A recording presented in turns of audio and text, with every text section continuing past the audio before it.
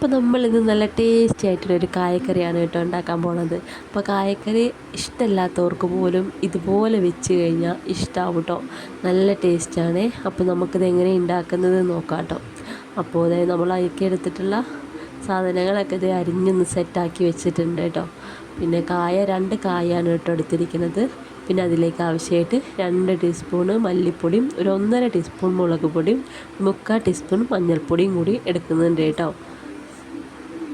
അപ്പോൾ നമ്മുടെ കറിക്ക് ആവശ്യത്തിനനുസരിച്ചിട്ടുള്ള മസാല എടുക്കാം.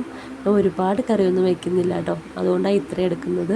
അപ്പോൾ കുക്കർ ഇതേ അടുപ്പിൽ വെച്ചിട്ട് അതിലേക്ക് ഒരു നുള്ളി പെരിഞ്ചീരകം ഇട്ട് കൊടുത്തിട്ടുണ്ട്.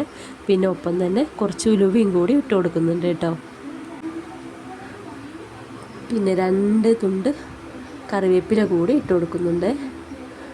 എന്നിട്ട് അതിലേക്ക് അരിഞ്ഞു വെച്ചിട്ടുള്ള സാധനങ്ങളൊക്കെ ഇട്ട് കൊടുക്കുന്നുണ്ട്. വെളുത്തുള്ളിയും സബോളയും പച്ചമുളകും കേട്ടോ. അതിന് ശേഷം അതൊന്ന് ചെറുതായി വാടി വന്ന ശേഷം നല്ല ബ്രൗൺ നിറം ആവേണ്ട ആവശ്യമില്ല കേട്ടോ. ചെറുതായി ഒന്ന് ഇതേ ഈ പരുവത്തിലായിക്കഴിഞ്ഞാൽ നമുക്ക് മസാലക്കൂട്ട് ഇട്ട് കൊടുക്കാം.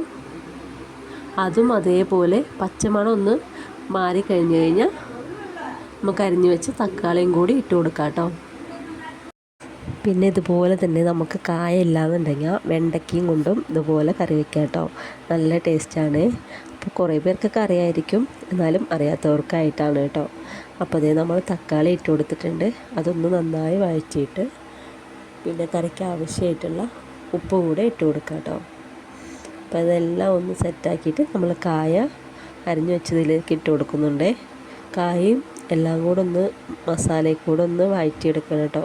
അപ്പോൾ കായയിൽ നല്ല മസാലയൊക്കെ പിടിക്കുവേ, അതിന് വേണ്ടിയിട്ടാണ് കേട്ടോ.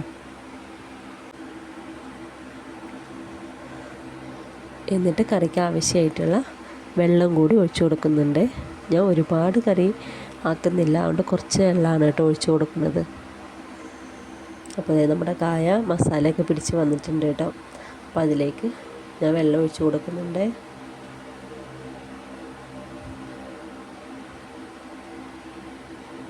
പിന്നെ ആവശ്യമായിട്ടുള്ളത് കുറച്ച് പുളിയും കൂടിയാണ് കേട്ടോ. കുറച്ച് പുളി മതി, ഒരുപാട് പുളി പാടില്ല കേട്ടോ. ഞാനിത് എടുത്തേക്കുന്നത് ഇതേ ഒരു നുള്ളു പുളിയാണ്. ഒരു നാരങ്ങ വലിപ്പത്തിൽ കേട്ടോ, ചെറിയൊരു നാരങ്ങയുടെ വലിപ്പത്തിൽ എടുത്തിട്ടുണ്ട് കേട്ടോ. അതും കൂടെ പിഴിഞ്ഞിട്ട് ഒഴിച്ചു കൊടുക്കാം. എന്നിട്ട് നമുക്ക് കുക്കർ അടച്ച് വയ്ക്കാം കേട്ടോ. കുക്കർ അടച്ച് വെച്ചിട്ട് ഒരു വിസിൽ വന്നതും ഓപ്പൺ ആക്കണേ. വിസിൽ കളഞ്ഞ ശേഷം, അല്ലാന്നുണ്ടെങ്കിൽ വെന്തുടഞ്ഞ് പോവും.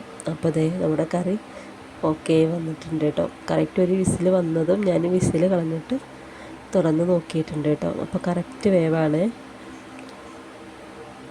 അപ്പോൾ നമുക്ക് അതിലേക്ക് ഒരു 4-5 ചെറിയ ഉള്ളി കൂടി എടുത്തിട്ടുണ്ട്. അതൊന്ന് ലാസ്റ്റ് കറിവേപ്പിലിട്ട് തൂമിച്ചിട്ട് അതിലേക്ക് ഒഴിച്ചു കൊടുക്കുന്നുണ്ട് കേട്ടോ. അപ്പോൾ നമ്മളുടെ കറിയൊക്കെ സെറ്റായി വന്നിട്ടുണ്ട്. അപ്പോൾ എല്ലാവരും ഒന്ന് ട്രൈ ചെയ്ത് നോക്കണേ, എന്നിട്ട് കമൻറ്റ് അറിയിക്കണം കേട്ടോ. വീഡിയോ ഇഷ്ടമായി കഴിഞ്ഞാൽ എല്ലാവരും ഒന്ന് സബ്സ്ക്രൈബ് ചെയ്യണേ, സപ്പോർട്ട് ചെയ്യണേ. അപ്പോൾ ഓക്കെ, അത്രയേ ഉള്ളൂ കേട്ടോ.